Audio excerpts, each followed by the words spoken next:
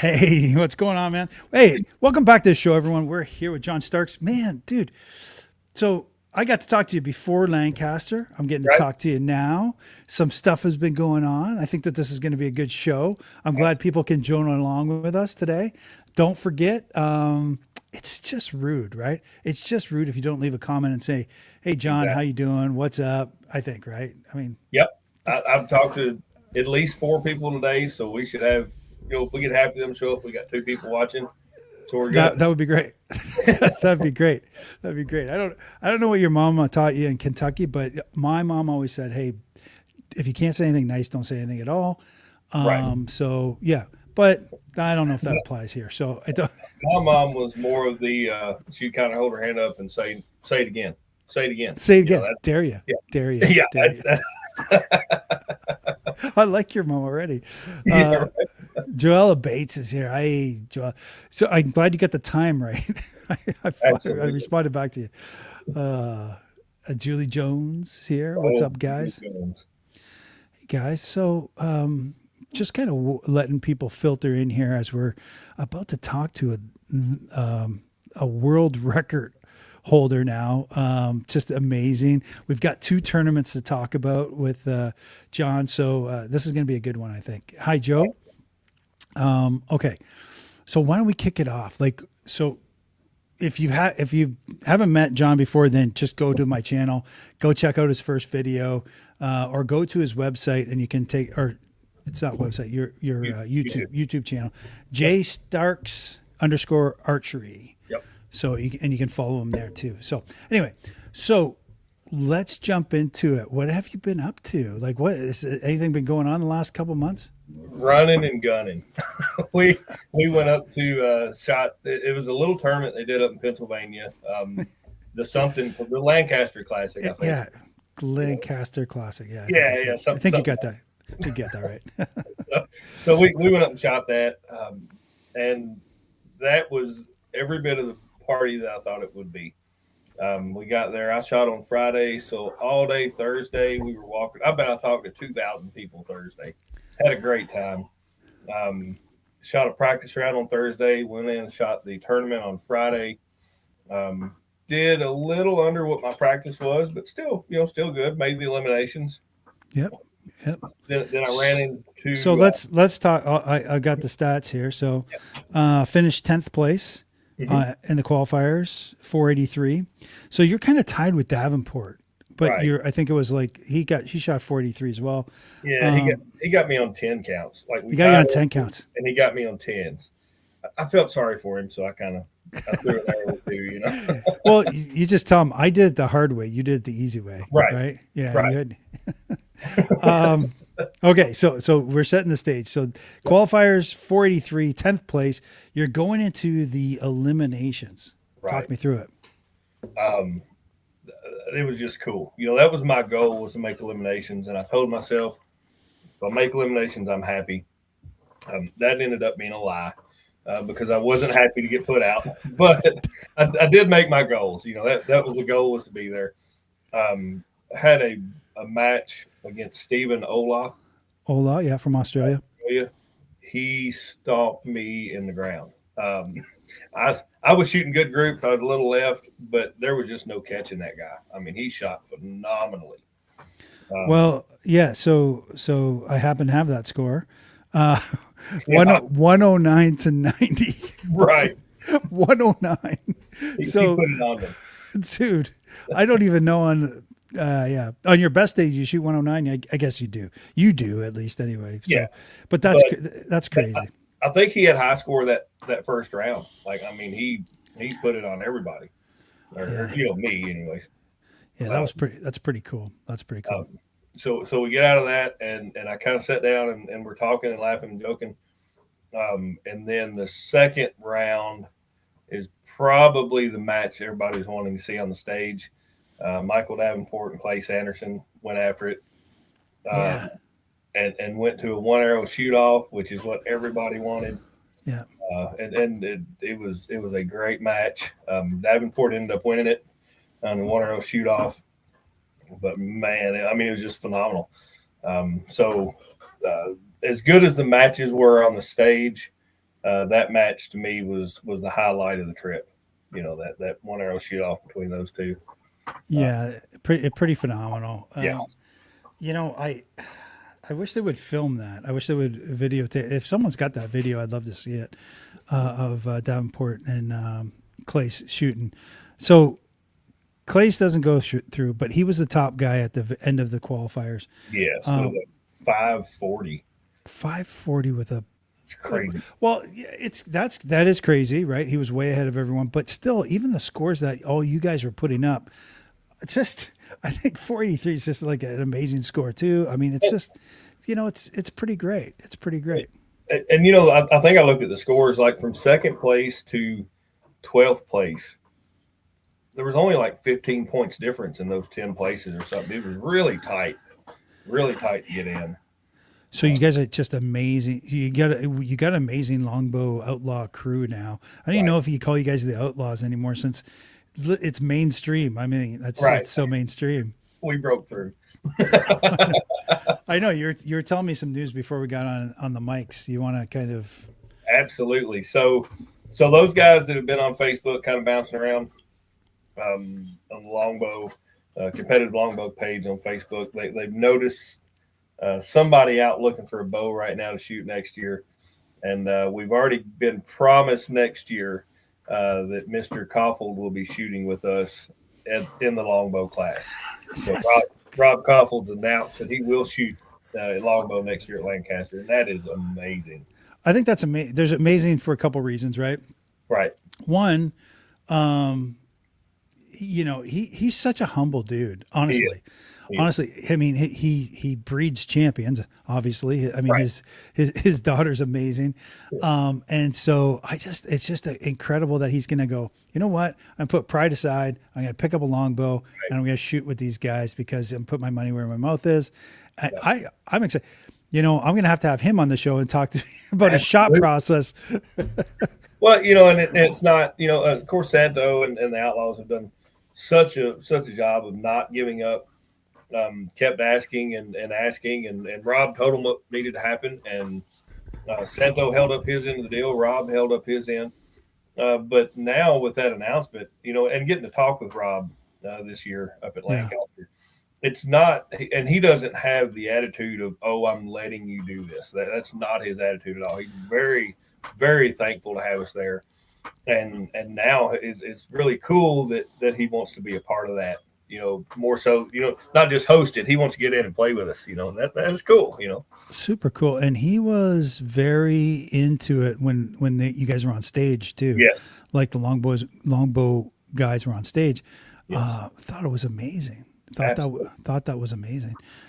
There's just such great support there. I want to give a big shout out to Matt from the Push. Yes. Did a fantastic job color commentary again. Yep. I don't know how he does it year in, year out. He knows everything about the shooters. He's got his stuff down. He knows he knows a lot. He knows a lot. And to see Matt in and around the archers, I got to speak with him a little bit. That guy is so electric. He is. I mean, he was amped up, ready to go. And when he sat down to do the commentating, I'm like, how is he this calm? Because the rest of the day he was bouncing off the walls. He was just happy to be there. So that was cool to see too. It's like his Christmas, right? So he looks forward to this every year, and rightfully so. I'm really proud of him. Just love what he does. Love that he supports the community so well. Love that you guys do too. Okay, so that's Lancaster. Yep. So not the outcome you expected. What what did we talk about prior to the? We talked about you winning it all. Right. Well, yeah, I think you talked about that. No, my goal was to make eliminations. That's where I wanted to be. I wanted to win it, but so much of what I do is in planning and training. I will write down my goals. I've got 17 goals that I set at the first of the year, and I've reached probably 5 or 6 of those right now. Making eliminations at Lancaster was one of them. That was my goal. And goals like that are obtainable. They're hard, but they're obtainable. Yeah. I can build off that for my next goals. So that's kind of where we want to go. I did get within 2 foot of the stage. I was when Davenport was up there shooting. He asked me to be his coach, so I was There you two go. 2 feet from being there. So I forgot about that. Yeah. So that's good. Did you call 12 at the right time or? he called a couple 12s. I don't think he caught one. He called a couple. He was really doing a really smart match there. Staying in groove. He won the match against Mads, which was a phenomenal match. Yeah. And then Can I talk about that match for just one yes, second? sir. I know Absolutely. it's not, you were there, so you can tell me. Right. Listen, when I look at Davenport and Matt's up there, and by the way, I'm going to have Matt's on the show. I owe him. I meant to have him on before the event, and I flaked. That's my fault. Matt's totally 100% my fault. Listen, he didn't look comfortable. Davenport looked like he was in control the entire Right. time. Matt's looked like, hey, this is my first time up here. Right. I don't know if I should be here. I don't know what was going on. He just did not look comfortable. Mads had a pretty tough match before that with King. Yeah, Brian King, I think's his name. I can't. Brian, yeah, I think his first name. yeah. I'm losing names there. But he had a really tough match there. And then when Davenport come out, he bumped him over the other side. Um, the thing about Davenport that makes everybody else around him nervous, and I'm going to tell one of his secrets here. Okay. He works day in day out in emergency rooms. Yeah. So he works at such a high level of stress day in day out that he can handle those nerves better than most of us. So he did a really good job of that on Yeah. that match. Yeah. Yeah, he's cool. He's cool as a cucumber. He's Yes. also a MMA fighter. Not Yes. well, he's a jujitsu player. So like, and he's big and Yep. he's intimidating and he's all those things. But like, I mean, he shot the same score as you. So I mean, Right. and you could have easily been there. You could have I easily could. been. Well, yeah, I could have, but like I said, I didn't want to do that to my buddy. Let Mike have all the glory. Let Yeah, Mike have all the I glory. said, and that's not true because anytime we compete on each other, I mean, we're wide open between the two of us, and we expect that out of each other. We and he's the first one to say, "Come get it," But, it's a cool friendship, but we're rivals when we get up on the stage, on the line. Um, we'll be Yeah. friends. Yeah, it's hard to tell because all the pictures I see coming out of Lancaster's, you guys hugging it up. Right. I don't. I'm like, okay, all right, whatever. All right, okay. So let's fast forward. Yep. So you had some time off. You just been having your feet up on the couch and just Yeah. watching I, reruns of Star Trek, or what are you? What I have you been did. doing? I did one day when we when we were up in Pennsylvania. The snow came in Saturday evening while we were all shooting, and it was one of those: do we leave Lancaster now and try to get to Kentucky? We figured by the time we left, it had been snowing for 4 or 5 hours here, so we stayed in Lancaster. My wife and I, Chuck Halls was with us, Michael Calty, and Joella Bates. We all rented a house there. Um, Michael Davenport got stuck in the middle of Ohio for 2 days in a hotel. I think Michael Calty and Chuck Halls, they got stuck. Dallas, I think. I know Mike Ellis got stuck in Dallas. There's a bunch of people stuck everywhere. So, long story short, we stayed in the house for another day. Sunday, we just took it easy and laid back. Drove home on Monday, 10-hour ride. And Tuesday, I went and picked up a new bow. You did you? I did. So, I think it's kind of where we're headed with this I conversation. think that's exactly where we're going. So, but first, Yeah. before you introduce the main character Right. in this Right. plot, tell us what you did with that bow. There's a bow story coming up here, but anyway, Um, tell us what you did. with this new bow that I've got. Yes. So I went. Tell the whole story. Just jump straight to this weekend. Just jump to this weekend. Just jump to the Jump this weekend. Okay. Kentucky. I went to Owensboro this weekend and shot the USA Archery Indoor Nationals with a bow that I had for 4 days, and broke the national record for traditional recurve with a 543. Thing around with 543. So thank you. So the chairs go up. I actually wait. No, I think I have something here. I wonder if I could do that. All right, you keep talking. I'm gonna find something. Yeah. I think I got. So I was 270 and 273. Yeah, there you go.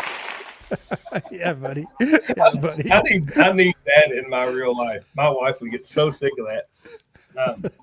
But I was 270 and 273 without 11s on a trad bow. That's crazy. So, It's just crazy. It's just crazy. You're now. So for people who are just catching up, you're a longbow class, right? At Lancaster. Now Right. you're trad class, but that's really your home base, right? Trad class. That's usually like you're a USA Archery team, trad class, right? Or No, I was longbow. yeah. There. Oh, you were longbow. Okay, sorry. My I bad. bounce back and forth, and I hate to settle on one bow. I will shoot longbow, and do really well in it, whatever. And then when I pick up my trad bow, it's like, oh, this is easy compared to longbow. And then I shoot that till I start to get lazy, and then go back to longbow. So I bounce back and forth a little bit. I consider myself a longbow shooter. Like that's where my heart is, longbow. But Okay. I really like carbon arrows and not having to be perfect about everything. Yeah. So I shoot trad to make me feel better.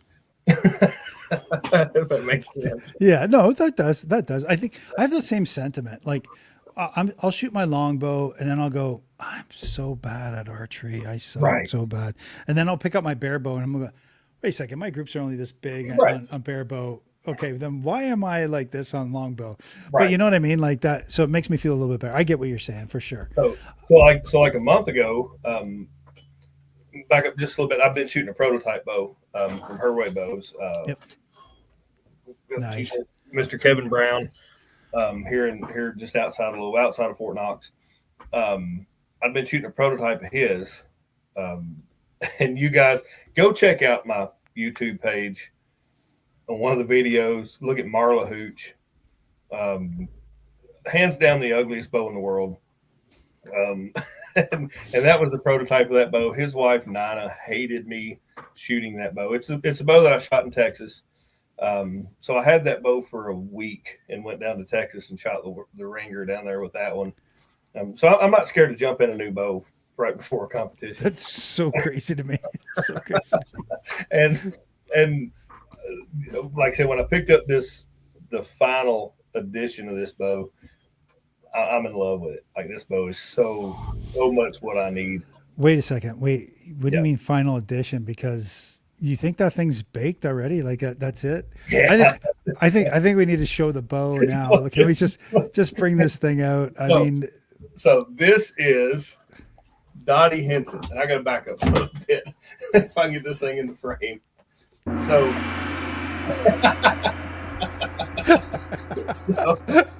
so Marla Hooch was the first bow, the prototype, and it was ugly, but it shot well. So keeping in the league of their own form, this is the much prettier Dottie Hooch there, the much prettier Dottie Henson.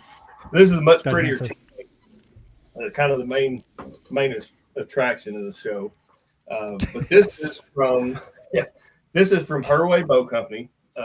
Mr. Kevin Brown, just outside of Louisville, built this bow for me. He built limbs and all. This is not an ILF. oh yeah, right. So what kind of limbs? What kind of limbs are those? Are those just a maple, or are they? This is bamboo core, double carbon. The bow is 69 inch, 36 at 36 pounds at 30 inch. Weighs 6.5 pounds gross weight. It's a big bow. 27 inch riser. It's huge. But this bow for me is so soft on the back end. It feels like Uka limbs. They're really. Oh, okay, really good. I do love Uka limbs. Yeah. So I am shooting a 425 grain arrow at 170 foot a second Oh, out of a 36-pound bow. that's crazy. Pretty flat then. Yeah, And then if you run out of arrows, you can hit someone with it. yeah. We can take these two bolts out and put a handle on it and have a war club Yeah. if we want to, or you can just throw it at them. I think that's if Klingons shot bows, that would be a Klingon bow. That's probably what it looked like. Yeah, it probably look like it would definitely look like Right. that. So, I know I'm nerding out, but I mean, dude. So, Well, it's got the back. It's got the back, the belly limbs. Belly Yep. limbs. Yep. I love So, that. so the deal with this, when Kevin and I were talking about this bow, or he was talking about, figuring out how we were wanting to do it. Kevin has been building bows since like 2007. So he's a retired machinist, very, very intelligent, knows what he's doing. And if you're in this part of the Kentucky, his bows are pretty popular for 3D, for hunting. And I'd shot several of his bows before, but like a 40-pound bow of his, 40, 45, was way too fast for me. The gaps were huge. But his limbs worked better than any limb I could find. Even the ILF limbs, his limbs worked great. So I finally talked him into building one, kind of, a target bow. And it's kind of funny the way we went about it. I gave him the World Archery Rule Book. Oh yeah. And I said, Kevin, this is what I need. And we, he'd read the book. We'd talk for a day or two. And he'd draw something. We'd talk for another day or two, and we finally came up he came up with this style of bow, which is really cool. It's a weight forward design. Yeah. With the rear limbs, but it's not bottom heavy. It balances very well, holds very steady. The limb angles, he was really particular about the limb angles, getting those right. Yeah. And the bow just works. Well, of course, yeah. And you got a stick on rest there? Is that what it? I do. So part of the story, when I picked this bow up on Tuesday, I put a Bear all-weather rest on it. Kevin's got this one cut past center for me. Nice. But that rest was so thick, and where I push it out. Yep. Where I anchor, I was having a really big gap left and right. So I shot the bow Tuesday night, Wednesday night with that rest. Thursday, I took the rest off and shot off the shelf. And so I shot off the shelf Thursday, didn't shoot Friday. So when I went to the Indoor Nationals, I actually broke the national record shooting off the shelf. Yeah, as God intended. Yeah, exactly. So, and then I came back. I thought, well, I broke the national record tonight, so I put a rest back on it, because why not? Yeah, why not break the? After I broke the record, let's fix it. Yeah. And I shot a little bit before you and I talked, and I was back in the 270s with it. So, with a $1.99 rest. That's awesome. Yeah, exactly. Well, I think I got like 10 of these on Amazon for like $8. But I did get on Lancaster. I got a gift card for Christmas, so I got a Lancaster. I've got some Hoyt Super Rest coming. Oh, thank God! I mean, thank God. Yeah, I mean, you need to spend the $4.99. They're $2.50. $2.50 each. I'm gonna stake my indoor national champion or record on a $2.99 rest. Right. Oh my gosh, that's funny, man. But I will say that the bow kind of looks weird. And if you go check out my YouTube page and see that Marla Hooch bow, you're going to say, "What in the crap is this?" I mean, it was a prototype. It was meant to be a prototype. I've got a cool little video up on it. Then he built another one for Dan Rodriguez up in Michigan. That was the black bow similar to this, and then he built this one. So, wow, phenomenal bow here. It feels you kind of described exactly what the CD Archery platform for metal and bear bows is. Yep. Hey, I want to get to some of the comments just to recognize some of the people. There's not a lot of questions yet, but feel free to ask questions. I mean, don't stop. I'm going to start from the top. So There's some people I don't know here. Andrew Jones. I'm sorry, Andrew Jones Jr. I came. The YouTube guys typically are not as not. Who's this guy? Mr. Nguyen. Joe is on here. Two trad tabs. That's Dan. That's That's one Dan. who got the other bow, the Evil Yeah. Roy Slade bow like this. Yeah. So I want to talk. Hey, remind me. Let's talk about your shot process again with the Okay. two fingers Yep. and I've been really leaning into that in my videos.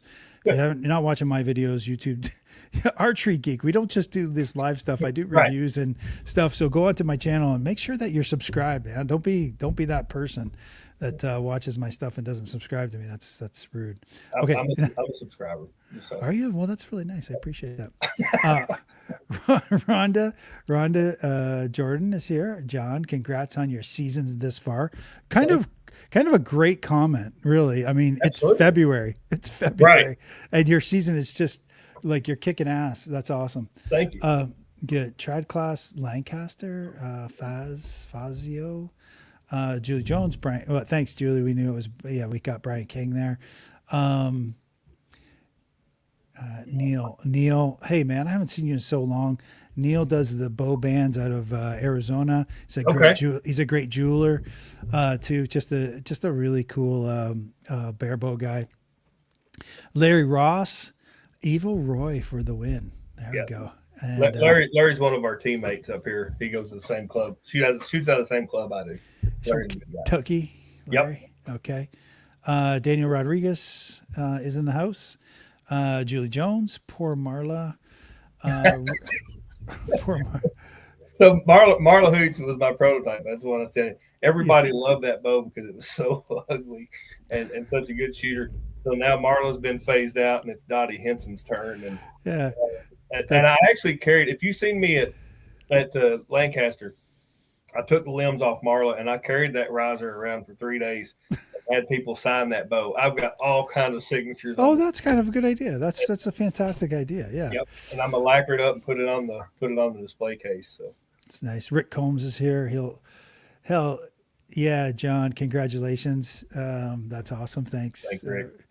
Rick and Michael is here. Hey there, guys. Kowalty. Yeah. He told me how to say it. I forget. I love him though. He's such an awesome dude. I love his whole backstory. He has the best backstory. We rented a house together there in Lancaster, so we got to hang out a little bit. So and Joella again, Julie Jones. I'm just seeing if there's anyone else. Say hi in the comments if you're hanging out with us, and also start asking questions. So I'm looking. So Larry, I'm looking forward to shooting at catch him at the shop. Larry Ross is saying to catch you at the shop. Yep, absolutely. Will you shoot it at the rest? Oh, will you shoot a rest for the trials? Julie wants to know. So, are you going to have the rest, or are you going to be off the shelf? So, I don't know. So the deal with that, and it's kind of a loaded question. I don't know what bow I'm going to shoot for the trials yet. So, oh, really? I don't know if I'll go longbow or trad. I will probably make a decision mid-April, and everybody will probably know my decision when I show up at the trials. But why? But why do you have to decide? Like, can't you see, like the trials are hard to get to? Not everyone goes to the trials, right? I think there'll be more doing it this year with it being with the actual world team being the World 3D being in the States. I think there's going to be a little more people show up for it, and really, I'm just going to see which bow I'm shooting the best. I'm still running through the indoor season. So probably right after NFAA Indoor Nationals, which is first weekend in March, I'll jump in 3D and run our Kentucky 3D. The Kentucky ASA is phenomenal. We will have like 40 3D tournaments throughout the year.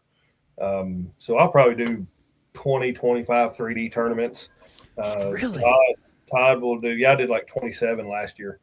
Todd will do an indoor 3D. He's actually doing it now, indoor 3D at Op Supply, where we shoot on Friday nights. So I'll get into that. I will probably shoot 25 to 30 3D tournaments before the trials. Dude, you're gonna be half the man you were. I shot one uh, tournament in Kentucky 3D. I lost 40 pounds in water. You got to get there early. Dude, it was ridiculous. I couldn't even hold onto my bow. I was Yeah. shooting. My tab was flying off my hand. By the way, Mhm. I'd get here and like my tab's gone. Like, You what got to the- get there early. You don't want to be out there in the afternoon shooting. I was slick. I'm going to tell you that right now. I was pretty slick. So that's pretty impressive. So, We'll so shoot. There's a ton of comments here. I'm just trying to get them.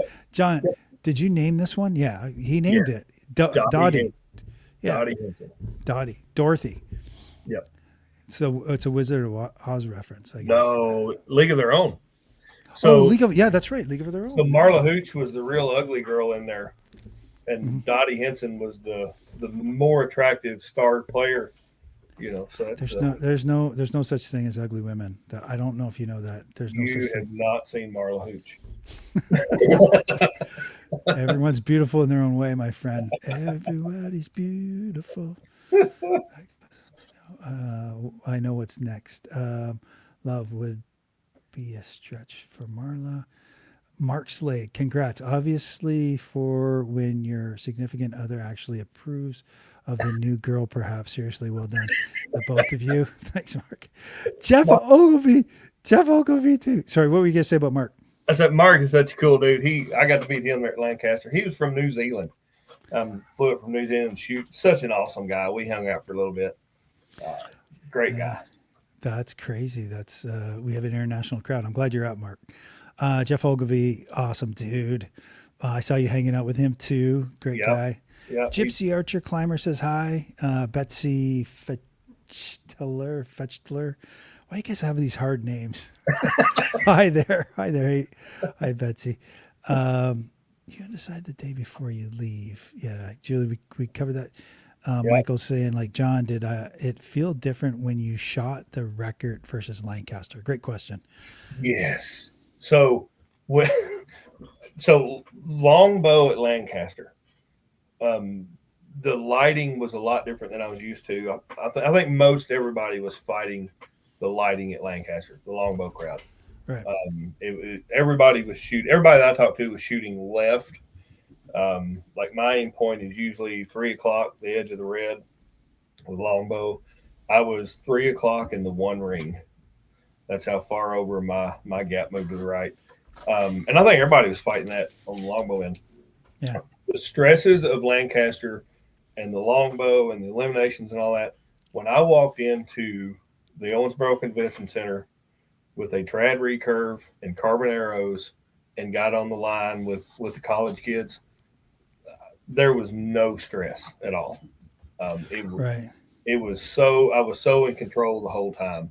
It felt weird, And when I got down, and I'm gonna tell one real quick. When I got down to the first round was a 270, and I thought, man, I'm kind of in this. This might happen, And we went on through the second round, and I got to the last end of the second round, and I had not shot anything under an 8 that round. And I just had to have a 26. I'm like, I got this. So the first arrow I shot was a 7. Oh no. Right. I'm like, okay. I got to catch up. I'm already behind. Here we go. And the next arrow was a 10. Perfect. Back on target. So I've got to have a 9 to win it. Yep. So and it was really funny. I just had a moment of clarity there, and I said, all I've got to do is run through my shot process. Put it there, shot it, dropped in a 9, and it was textbook. So that was pretty cool. But yeah, that's awesome. The tournament in Owensboro, the indoor nationals, was a lot easier mentally than Lancaster. So right, but none of them are easy. None of them are easy. No, I mean, yes and no. It's all in mindset. When you and I don't want to get an inflated ego here or anything, but when you are shooting the numbers that I'm able to shoot in practice, and you're at that level of competition, and you go to Lancaster, about where you fall at nationally with Yeah. these guys. When you go into like the indoor nationals, you can shoot the bow, you can perform. The only variance there is your mental state. I Hmm. can pick up a bow and hit a 10 ring or hit a 9 ring. It's the pressure that I put on myself and how I handle that pressure to perform. So it's Saturday was a really good mental performance day. Sunday was not so much. So it's just Yeah. the pressure you put on yourself. When I think in the last year I figured it up loosely.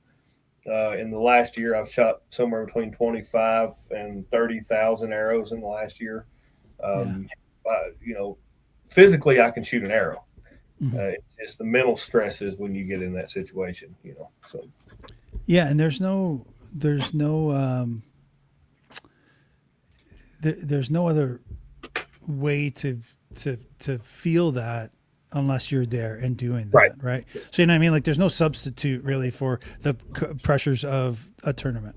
right, When you have that clean target, the whistle blows, your heart starts racing. You got to get that first shot down range, yep. and then you can get into a groove kind of after that. But it's That's just even getting to the starting line is, I yeah, mean, for me it's tough. I'll be honest with you. I don't love it. I don't love that pressure. So I'd rather be talking live to people who know that and can right, and put myself around people like that. But yeah, I don't love it. So just overcoming that's just yeah. already a victory. And I want to. So there's one thing I want to say. I want to say to anyone that did shoot at any of these tournaments, especially Lancaster or the Indoor National, congratulations. Absolutely, Don't No one's looking at your score now, right? absolutely, That's in the book. right. If you did it, you're already a winner. I mean, Hmm. you're not as big a winner as John, but you're a winner. Or Davenport, Or Davenport, yeah, or Todd Hathaway.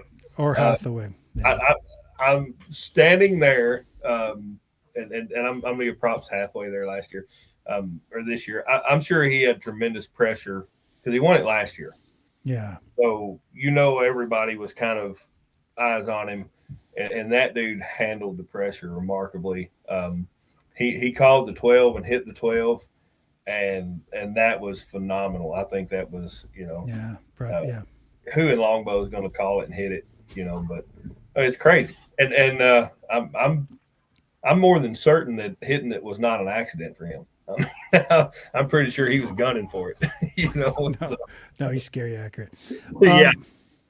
So we're doing things a little bit backwards. We're not going to be too much longer here tonight, but I do want to go over your shot process Okay. again and just kind of talk a little bit about the two fingers. And we talked about, where you're anchoring and stuff like that. Talk us through that. Okay. So I'm running this tab. This is a two trads tab from Dan Rodriguez. Um, and I kind of explained it last time. When I bend my pinky, this finger bends. So I never could get a really clean release with this finger. I can't get it to clear the string.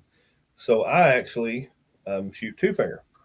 And Dan has developed this tab, and it's really cool. It's got this little hook on it that I can hook uh, that ring finger into. So I can, and I actually use this tab. It's really cool. Um, I can set my finger pressure with this tab Mm-hmm.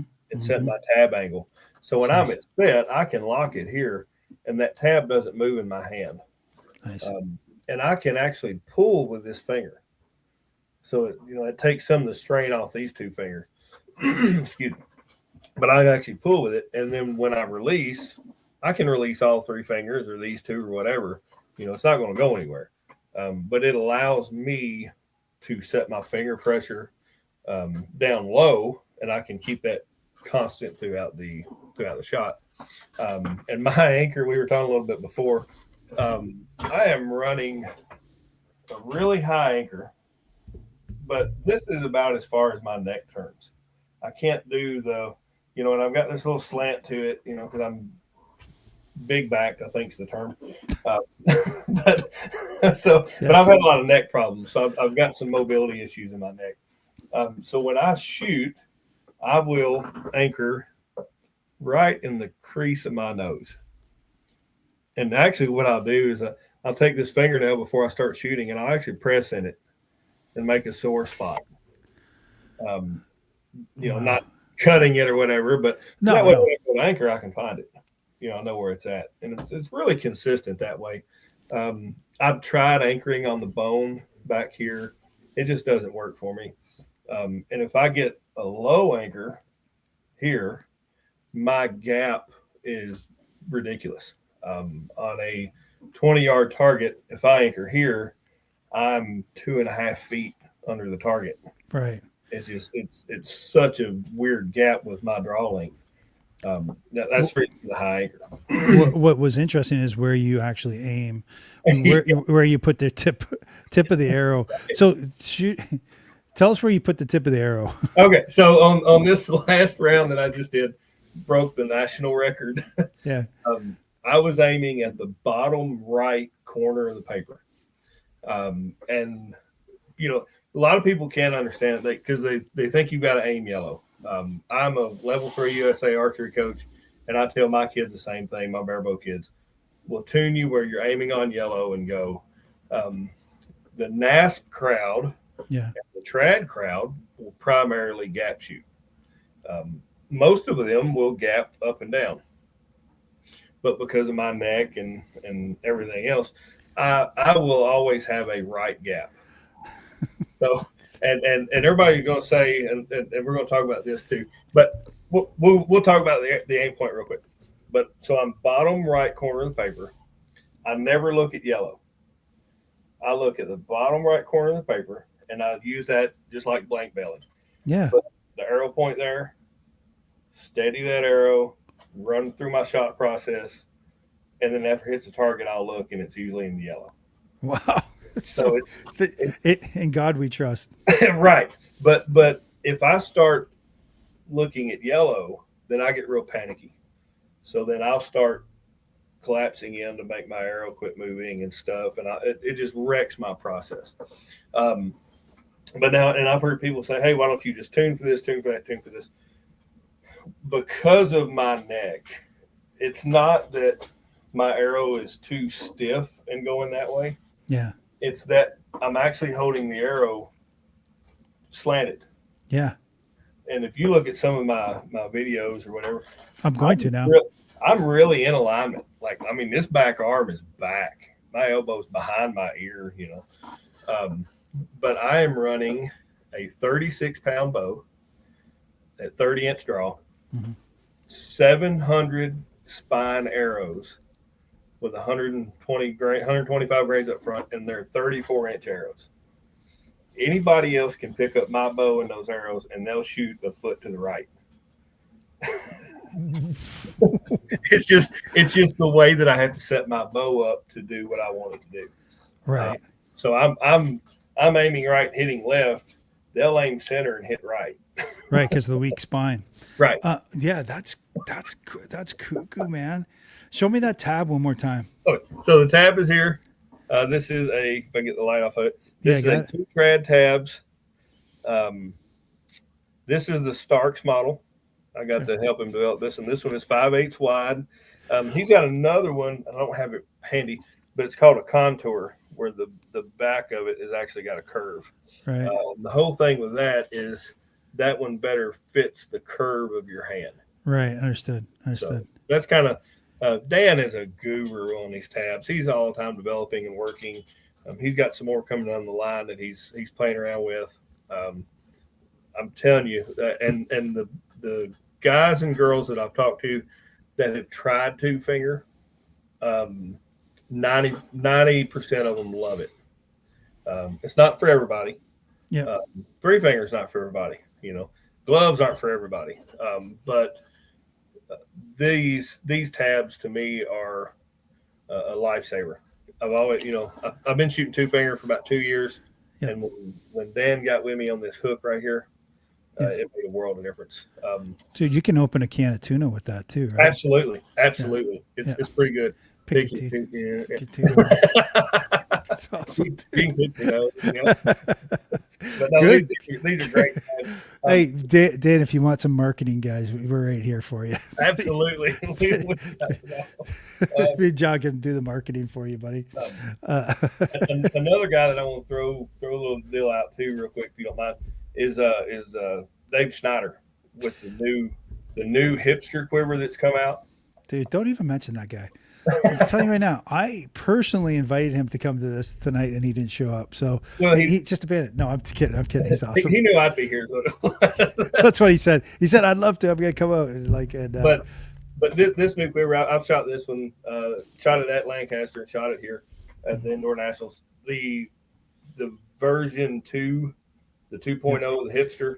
Yep. It's a great quiver. I really, really like this quiver. So, and David Schneider is kind of the one. He is the one that got me hooked up with Dan to do these. So, Schneider is doing a lot of things behind the scenes for us trad shooters that people don't even realize. He's connecting dots and making a network that's making it more manageable for us as archers to get better equipment. Yeah, and he's spending his own money to do this. I mean, there's just no way he's getting there's no way he's getting his nut on any of this. He was at the Kalamazoo show. He goes to every ETAR. He's like everywhere. He was at Barebow Boot Camp. No, he's awesome. He's been doing a great job, and he highlights other people, right? Yes. It's not just him. So I appreciate that, because that's kind of how I am. I want to do that too. Absolutely. Dan says he's going to get me one of those 2-finger tabs. I got to be honest with you. You don't want to tell people that you're getting me one when they see my shooting. I'm just telling you that. I was like, you don't want anyone to know that you had anything to do with it, Dad. But yeah, I love that. John, yeah, that I was going to say the same thing. John just said your aiming process may or may, he says, eliminates target panic, but it may or may not. John, you think? I think it does. So target panic, no. I'm not going to say that target panic doesn't exist, because it does. But I look at it a little different. I refuse to call it panic, because panic is something you can't help. And so I'm gonna get kind of political or whatever here for a minute. That's fine. Target panic is sincerely just anxiety. That's all it is, anxiety. Yeah. So yes, it does help me control my anxiety if I'm off that yellow and I'm kind of, it's like a blank bell. Yeah. It really is. Now, sometime like Sunday, I was fighting a little of that anxiety. Maybe not a true target panic like people would say, but I was fighting some things in my head. The fat hairy guy in my head really got messing with me. But yes, if I can get off of that yellow and down here somewhere, it really helps me with that. The only thing is, you've got to learn not to switch your vision to yellow as you release. Yeah. Because if you do, you're going to send it way left. You've got to come down here, run your process, trust it. Yeah. So yeah, and that's one of the things that I'm really grateful for, that I'm a true gap shooter, because I can break that concentration off the yellow and come down here. A split vision shooter, an instinctive shooter can't do that, because they're locked in on that yellow. They're either instinctive, looking here and instinctive down here, or they're kind of split vision, looking here and seeing this out of peripheral. Yeah. I'm just the opposite. I totally shut the yellow out and go to here in that corner. So it does help a little bit, but you still got to run your process. Ryan Davis the other day, he was on one of the podcasts I was listening to, and I think Zernzak was interviewed him and was asking him all these questions about how to do it, and had made the comment, we're gonna get all your secrets, whatever. And Ryan goes, man, I'll tell you my secrets. Yeah. You still got to do it. It's still hard. You still got to do it. It's true. It's 100% true. Easier said than done, I think the saying goes. Exactly. Yeah. Mitchell, with your point on being off of the gold, do you still use Strangler to line up? Oh, string blur. String So blur? I think you mean string blur. Yeah. I don't. With okay, and the reason for that is when I anchor here, the string blur is outside my eye. It is literally, I see it in the peripheral way over here. I don't even regard string blur. Yeah, I think you explained it pretty good at the very beginning, or kind of in the middle, where you can't turn your head so much, and so like you can't, if Yeah, your string blur is way off the bow, right, there's just no way to be consistent unless you have a consistent anchor. right. So Anchor and back tension is very important to me. yeah, Um, and it's taken me a long time to learn the tension in my back when it touches, not to pull past that, and open up into that shot. So the back tension for me is key. I use that like a clicker almost, or a stop, a draw stop. you're right. I'm actually using that back in my alignment back here Yeah. to feel that, and that's something that takes a lot of time to figure out. So, I thought you would get over. I thought guys from Kentucky get over target panic or target anxiety by drinking a lot of bourbon. I thought that's what that was for. I don't like bourbon though. You're so, weird. That's I weird. That's just a weird thing to say from Kentucky. so here's what I love coffee. Yeah, there you So go. and that is not what you want when you're out there on the line, is drinking 3 or 4 pots of coffee and then go shoot. Can I tell you something about coffee? Here, people get anxiety or heart rate up and blah blah blah. When I drink coffee, I start getting sleepy, and I Really? can't. Yeah, I don't. It's weird. It has a weird effect on me. Do you, It's do you just put you put bourbon in it? no, no. Maybe I that's what it was. I didn't want to insult you, but I actually don't. I don't like bourbon either. I don't like it. I don't like it. No, I've got friends that like trade bourbon online, Yeah, and I'm not a big. I'll drink it if someone gives me a really nice bourbon, but I'm a rye guy, being yeah, Canadian. So, hey, we're getting to the end here. Is there anyone else? We've been on here for a while. Is there anything else? I'm having a great time. It's just like yeah. passing the time with you. It's like Absolutely. shooting the shit on the phone. So, dude, is there anyone else that we need to call out and say hi to, or thank, or I, I went promote? through this. I went through this last time. Mick, I really appreciate you having me on the show. That's right. That's I'm right. getting better. There you go. I'm getting You're better. media trained. This is Absolutely. now you're media trained. I love it. Absolutely. Hey guys, seriously, I have had a blast last time and this time doing this. I did a lot of videos on the competitive longbow page, Facebook, leading up to Lancaster. Did a lot of live videos. Man, that is terrifying. Go do that and shoot live. Yeah. There was one day I forgot to pull my arrows. Had to do the walk of shame live. Like, it was horrible. But but I was doing it to kind of get those nerves in play. And I had so many people. I did some videos. Joella did some videos with me. We had so many people come up to us at Lancaster and talk about the videos. And that to me, that was so cool. Because Yeah. you get to connect with some people that you've seen online or whatever. The international guys that we got to see when we were in Slovenia and got to reconnect with, Clays, Raymond Wang, those guys. It was phenomenal to be in that again. If and I'm gonna say the same thing real quick that Davenport said when he's on the stage. If you were out there watching these videos, watching these competitions, and thinking that you could do better, you would like to get into it, come on, do Bring it. it. Yeah. Do it. Bring it. We are. There were 97 that enlisted or enrolled for Lancaster. The week after, we're in the USA Nationals right now for indoor, USA Archery. We've got the field uh, championships coming up. We've got the 3D championships and 3D trials coming up. We need numbers, guys, and it's just like Rob did with us at Lancaster. We've asked for these things to be given to us.